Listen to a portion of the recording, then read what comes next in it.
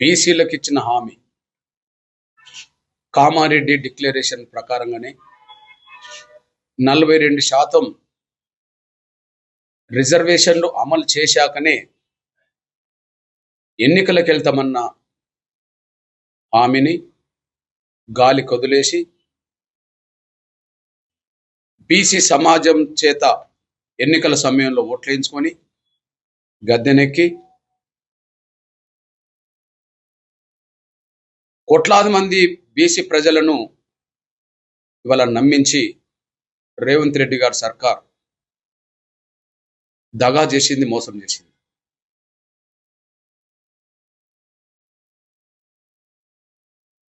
BC declaration తర్వాత ఎన్నికల్లో BC సమాజంతో మద్దతు తీసుకొని అధికారంలోకి వచ్చిన తర్వాత బీసీ ప్రజల్ని నమ్మించడానికి కులగణన చేస్తున్నామని చెప్పడం, ఆ కులగణనలో 56% బీసీల జనాభా ఉన్నదని చూపెట్టడం, 42% రిజర్వేషన్లు మేము అమలుకు కట్టుబడినామని చెప్పడం, అందుకు అనుగుణంగా కేబినెట్లో తీర్మానాలు చేయడం, దాన్ని ముందుకు తీసుకెళ్లే దిశగా శాసనసభలో తీర్మానాలు చేయడం, అంతిమంగా జీవోలు తీయడం, ఆ జీవోల విషయం ఫైనల్ జడ్జిమెంట్ రాకముందే వాటికి విరుద్ధంగా మళ్ళా మోసం చేసి ఇవాళ పంచాయతీ ఎన్నికలకు వెళ్ళడం అనేది ఇది ముమ్మాటికి నమ్మక ద్రోహమే. ఇంత తొందర ఎందుకని రేవంత్ రెడ్డి గారి సర్కార్ను మా బీసీల పక్షాన ఎంఆర్పిఎస్ నిలదీస్తుంది. ఇంకో నెలలోనో 2 నెలల్లోనో హైకోర్టు పూర్తిగా జడ్జిమెంట్ ఇవ్వడానికి సిద్ధంగా ఉన్నది. నెలల తరబడి, సంవత్సరాల తరబడి ఆగిన ఎన్నికలు ఆగమేఘాల మీద మొన్న కమిషన్ ప్రకటన చేసి నోటిఫికేషన్ ఒక రోజు తేడా మీద ఇవ్వడం అంటే కావాలనే ఉద్దేశపూర్వకంగానే రేవంత్ రెడ్డి గారి సర్కార్ ఈ విషయంలో బీసీలను మోసం చేస్తుంది అనడానికి సాక్ష్యం. 42% రిజర్వేషన్లు ఉన్నట్టుగా అమలు జరిగితే దాదాపు నా బీసీ సమాజానికి దాదాపు 5300 సర్పంచ్ పదవులు దక్కడానికి అవకాశం ఉంది.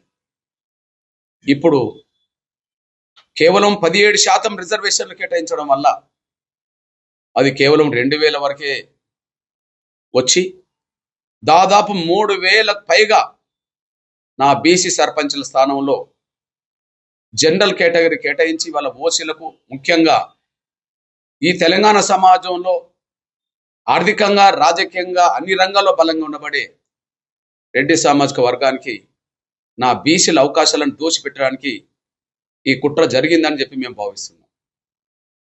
ఇది ముమ్మాటికి నమ్మక ద్రోహం. చెప్పడానికి పంచాయతీ ఎన్నికలు జరపకపోవడం వల్ల కేంద్రం నుండి రావాల్సిన దాదాపు 3000 కోట్ల రూపాయల నిధులు రాకుండా పోతున్నాయని చెప్పి మాట్లాడే మీరు, మీ దగ్గర 3 లక్షల కోట్ల రూపాయలు బడ్జెట్ ఉన్నప్పుడు ఆ 3000 కోట్ల రూపాయలు భర్తీ చేయడం అనేది పెద్ద సమస్యే కాదని, దాన్ని శాఖ చూపెట్టి నా బీసీల అవకాశాలు దోచిపెట్టి నా బీసీల గొంతు కోసి అది ఉన్నత వర్గాలకు రాజకీయ లబ్ధి చేకూర్చి మొత్తం గ్రామీణ ప్రాంతంలో ఉన్నత వర్గాల ఆధిపత్యాన్ని రాజకీయంగా నిలబెట్టుకోవడం కోసం మాత్రమే నా బలహీన వర్గాలను రేవంత్ రెడ్డి గారి సర్కార్ బలి చేసింది, బలి తీసుకున్నట్టు అయిందని కూడా మేము స్పష్టం చేస్తున్నాం. అదే సమయంలో ఇక్కడ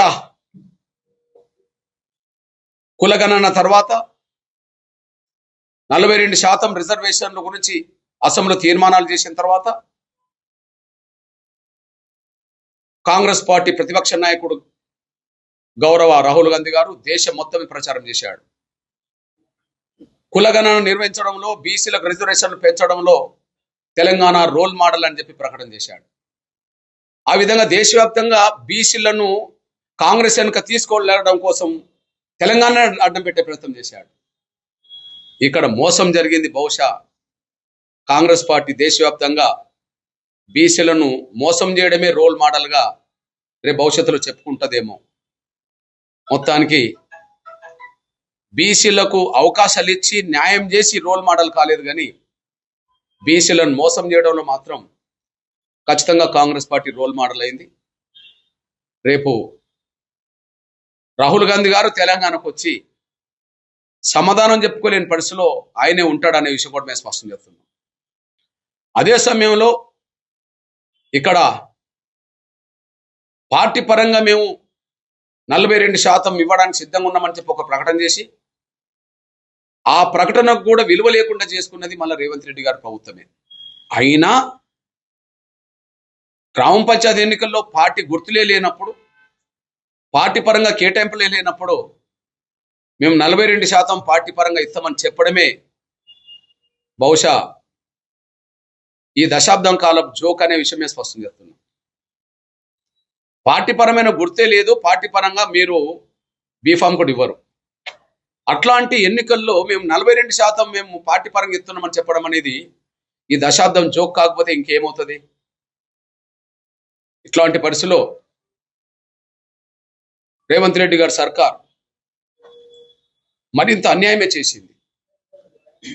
నా బలహీన వర్గాల సమాజం మీ లెక్కల ప్రకారమే 56% ఉంటే మీరు చట్టబద్ధంగా 42% రిజర్వేషన్లు అమలు చేస్తామని మీరే మాట ఇచ్చి ఆ 42% అమలు చేయడం అనేది గాలి కొదిలేసి కోర్టు తీర్పు రాకుండానే మీరు తొందరపడి చివరికి పోయినసారి ఎన్నికల్లో ఏదైతే 2019 జరిగిందో ఆ 2019లో కనీసం నా బీసీ సమాజానికి 23% రిజర్వేషన్ అమలు చేస్తే ఇవాళ మీరు ఆ 23% కూడా అమలు చేయకుండా మీరు ఆ 23% పోయినసారి జరిగిన ఎన్నికల సందర్భంగా నా బీసీలకు 23% రిజర్వేషన్ ఉంటే ఆ 23 కూడా అమలు చేయకుండా దానికంటే తగ్గించి మీరు 17% రిజర్వేషన్ అమలు చేయడం అంటే ఇది ముమ్మాటికి నమ్మక ద్రోహం.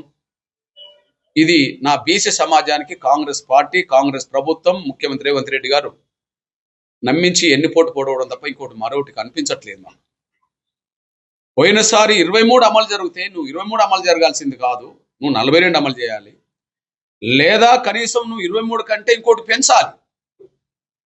ఎందుకు పెంచాలి?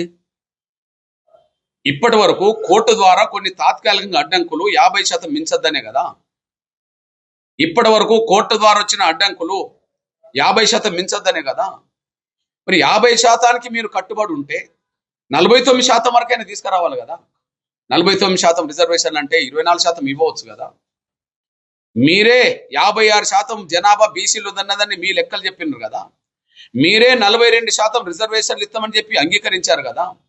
42% రిజర్వేషన్లు ఇచ్చినాకనే ఎన్నికలకు పోతామని చెప్పి వాగ్దానం చేసి నమ్మించి ఓట్లు వేయించుకున్నారు కదా.